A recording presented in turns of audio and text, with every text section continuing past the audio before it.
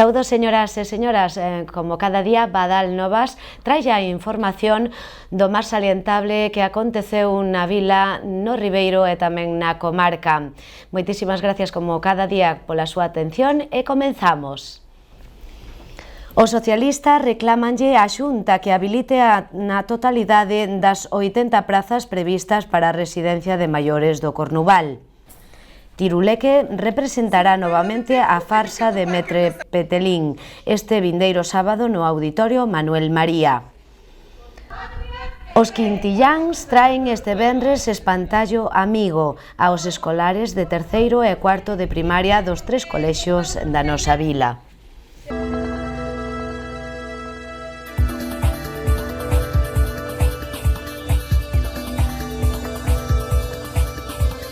Como lle adiantábamos nos nosos titulares, os socialistas reclamanlle á Xunta de Galicia que habilite a totalidade das 80 plazas previstas na residencia de maiores do Cornuval. A voceira de Política Social do Grupo Socialista, Noela Blanco, ven de presentar unha batería de iniciativas parlamentarias para unirlle á Xunta de que habilite a totalidade das plazas dispoñibles na residencia de maiores do Cornuval. Blanco lembra que a residencia, construída e equipada polo Goberno Socialista para 80 persoas, foi paralizada por Feijóo durante 4 anos, para despois abrir só 25 prazas cedida á xestión privada.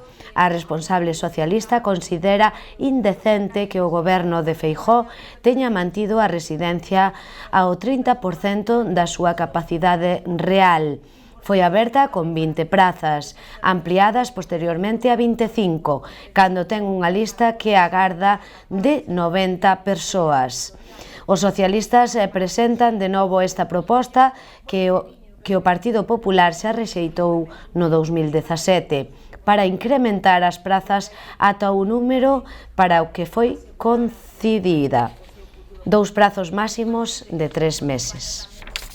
Este vindeiro xoves hai pleno no Concello do Carballiño, será ás 7 da tarde.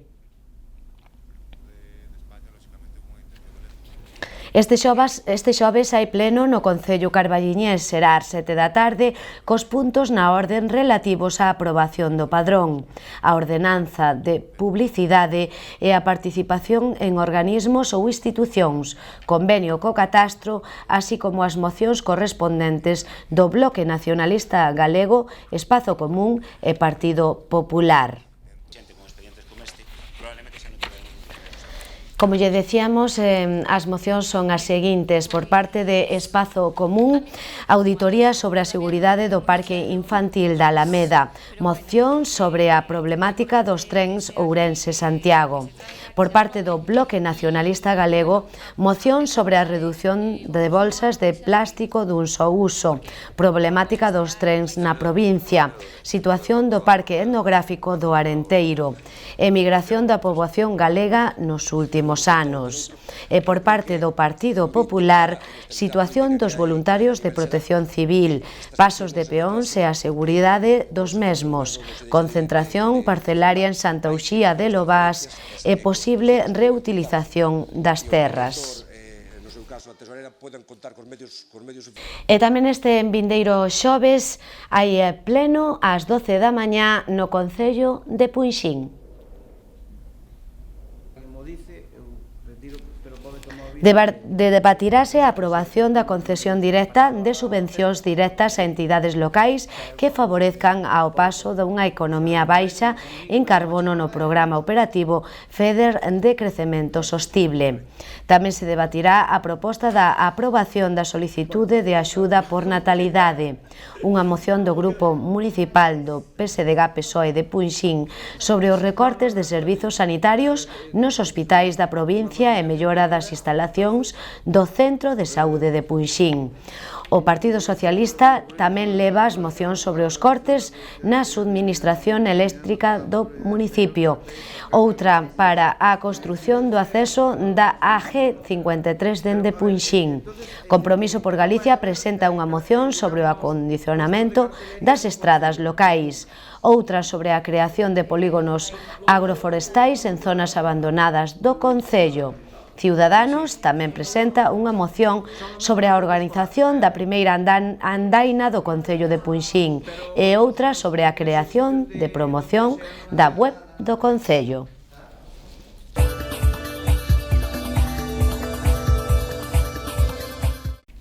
E os próximos 7 e 8 de marzo terá lugar a primeira edición da Festa Gastronómica da Caza do Xabarín en Punxín.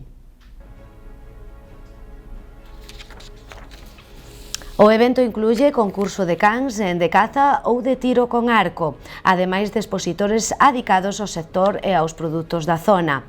Para iso, a organización conta ca colaboración do Concello de Punxín e a Deputación de Ourense, a Mesa Galega pola Caza, a Federación Galega de Caza, o INORDE ou Embutidos Buenavista.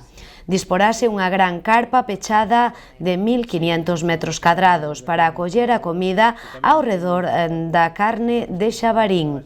E ademais deste produto poderase degustar empanada ou pulpo, acompañados de viño da zona.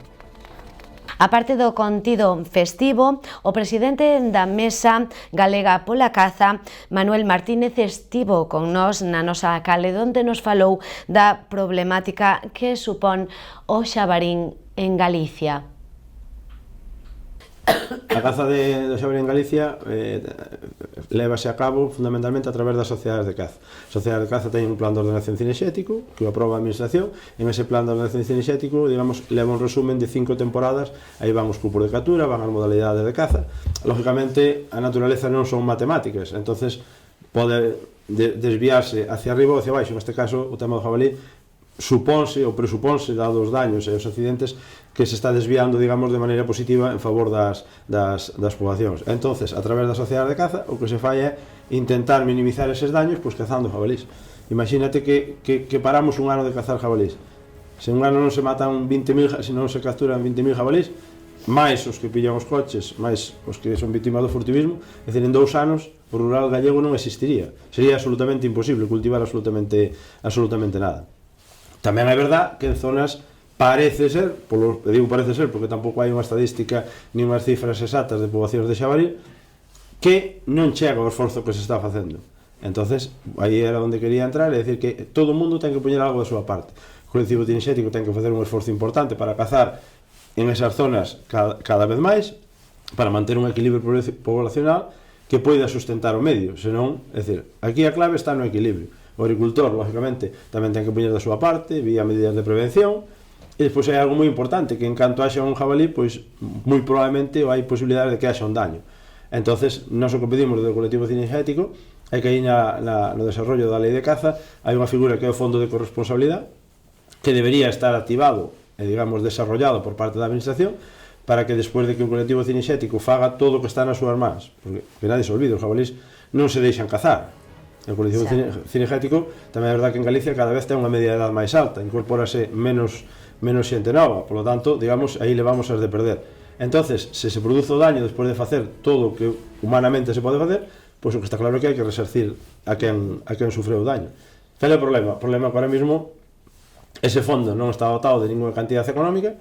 Entonces hai un problema, o agricultor... Porque como se nutre ese fondo? Non está desarrollado, é dicir, a lei de caza contempla o fondo de corresponsabilidade que en teoría vai destinado ao pago dos daños provocados por especies cinegéticas, pero non está desarrollado, é dicir, leva desde o 2011 con 0 euros, polo tanto non podes tirar nunca dele. E a Feira do Viño do Ribeiro convocou unha reunión para as adegas e colleiteiros da denominación de orixen. A Feira do Viño do Ribeiro, que este ano alcanza a súa 57ª edición, terá lugar os vindeiros días 1, 2 e 3 de maio de 2020. No recinto da Alameda, en Ribadavia, Ourense, convocou unha reunión para as adegas e colleiteiros da denominación de orixen do Ribeiro. Na reunión, na que tomaron parte alrededor dunha vintena de adegas e colleiteiros, informouse das actividades e novidades do próximo evento, así como da apertura e o proceso de inscripción. Os interesados en participar terán un plazo para anotarse ata as 14:30 horas do martes en día 11 de febreiro de 2020, data improrrogable.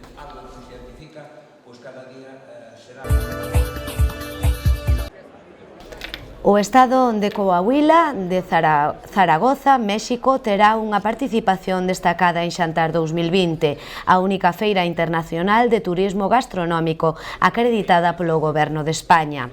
Esta participación xorde por mor da firma dun convenio de colaboración entre Xantar e o Goberno deste Estado que tivo lugar no marco de Fitur, Madrid. A participación incluye a promoción internacional como destino turístico e a celebración de catas dos seus coñecidos viños. Con este convenio, dáse un salto ao sector da gastronomía e unha estreita colaboración que dende fai anos mantén o Estado e a Fundación Expourense e que tivo no seu momento máis representativo en 2016, cando se celebrou Termatalia México en Saltillo, capital de Coahuila. Os quintilláns traen para este vindeiro venres espantallo amigo aos escolares de terceiro e cuarto de primaria dos 3 colexios da nosa vila. Metade peixe, metade muller. Os quintilláns traen este vernes espantallo amigo aos escolares de terceiro e cuarto de primaria dos 3 colexios da vila, dentro das actividades promovidas polo Servizo de Normalización Lingüística polo Día da Paz, da ilustración e da animación á lectura en lingua galega. Tamén asistirán os membros de Aspadisi como convidados. A representación sobre o texto de Xosé Neira Vilas e ilustrado por Xoaquín Marín terán lugar o 31 de xaneiro ás 11 horas no Auditorio Manuel María do Carballiño, dentro das actividades para conmemorar o Día da Paz, o Día da Ilustración e promover a lectura en lingua galega. Dende o Servicio de Normalización Lingüística do Carballiño convidouse a asistir o alumnado de terceiro e cuarto de educación primaria dos centros educativos da nosa vila. Vasme a propoñer que traizoemos ao señor. E o Cineclub Carballiño proxeta para este vindeiro venres unha das triunfadoras na gala do cine español, Buñuel en El laberinto de las tortugas, gañadora do Goya a mellor película de animación. Anteriormente xa conquerira o galardón Mesa categoría dos premios de cine europeo. A adaptación do cómic homónimo de Fermín Solís narra a rodaxe da película de Buñuel, Las Urdes, Tierra sin pan, de 1933. Conta ademais cunha fermosa banda sonora premiada en diferentes festivais. Os pases serán os dous en castelán, ás 20 horas e ás 22:30 horas, no Auditorio Manuel María. Ademais, a asociación sorteará un exemplar do cómic en cada sesión e o público asistente, en colaboración coa librería Escolma. Esto no es una película convencional, Ramón. Esto es la realidad, pura, desnuda. Estos días aquí están siendo muy reveladores. Es una rareza del señor Buñuel. Eso es un insulto. Empiezas a ver el mundo de otra manera. Se supone que hemos venido aquí para cambiar las cosas, para ayudar a esta gente, no para andar jugando. E Tiruleque en teatro representará novamente a farsa de Metre Petelín este vindeiro sábado no Auditorio Manuel María. Un abogado tan famoso como a mí Tiruleque representará novamente a farsa de Maitre Petelín o vindeiro sábado, 1º de febreiro, de xeito totalmente desinteresado para axudar a reunir fondos aos alumnos do Instituto número 1 do Carballiño, con destino á excursión de fin de curso. A función será ás 8:30 da noite no Auditorio Manuel María, con un prezo de 5 euros a entrada. Non é por me gabar, pode haber alguén máis sabido que a min en toda a cidade. Quitando a noso alcalde e o reverentísimo señor arcebispo de León. Pero que burradas dicides? O monicaco do alcalde ten por cabeza un cabazo. Pois o equipo de Badalnovas estivo no Instituto número 1, o cal recibe ou vai recibir esos fondos da obra para a excursión de fin de curso. Falamos ca súa directora, con Almudena Mosquera. Pois un pouco esta idea empezou a xurde pois a altura de decembro, cando Prada se dirixe a nós en agradecemento da nosa disposición do ano pasado de deixar as instalacións do Salón de Actos. Entonces que quería, estaba como en deuda e que non sabía como poder agradecernos. Nos propoñíamoslle que sería interesante o mellor achegar algunha obra de teatro ou favorecer que o coste das entradas de algunha obra fose máis económico, e sempre estiveron dispostos a dalo todo, a axudar e a mostrar sempre agarimo e atención cara a nós. Cando sabían, houve así unha proposta de podemos axudar de cara a recaudar fondos, ou surdiu esa idea de decir, por que non facemos unha representación, corre todo a noso costo e vos só poñedes pois a idea de que os nenos se involucren, que os nenos vexan a obra, que os nenos vendan as rifas. Foi un pouquiño barallando isto en decembro e non o fixemos antes porque xuntase o Nadal, non nos parece adecuado as familias desbordalas con máis cousas ou máis actividades porque era un 1 de febreiro. E por eso, bueno, facilitáronos todo en todo momento, foi o Concello, reservou o auditorio, e nos pola nosa banda parecíanos interesante porque implicábamos, digamos, a 70 e pico alumnos, 77 concretamente, 78, que van a Francia, que o coste é máis caro e a posibilidade de que poidesen abaratar o custo desta viaxe. Foi esa idea. Tamén a xefa de estudios nos contou os detalles destas dúas excursións programadas para os alumnos. Bueno, pois hai dúas viaxes, unha que a fai a cargo do profesor de francés, en donde van a viaxar a París. Entonces é unha excursión que fai xa cada 2 anos, o alumnado de francés pois visitan París.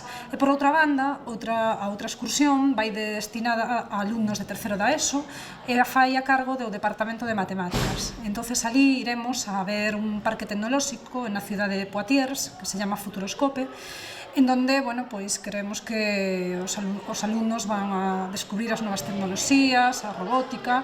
Entonces vai destinado dentro do Departamento de Matemáticas con esa intención.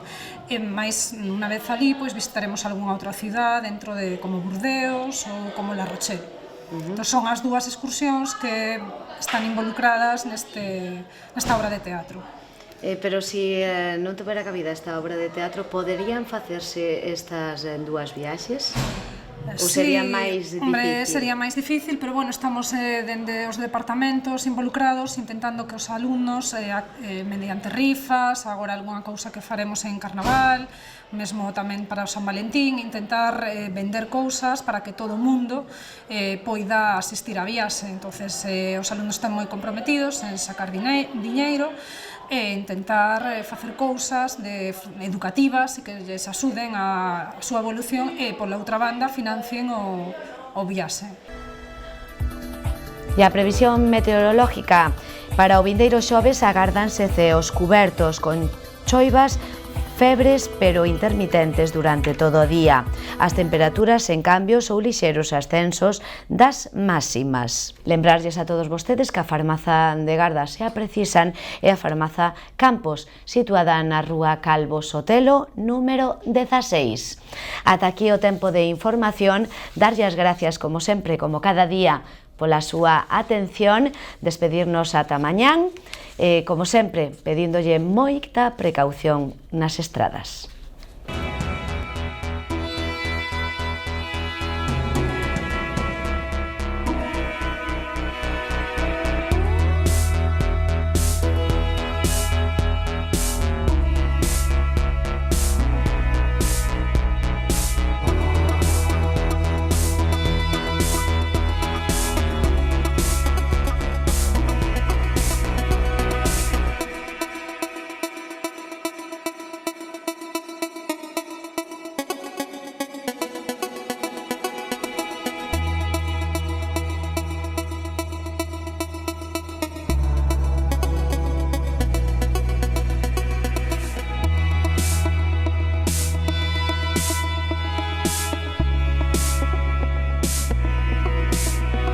Música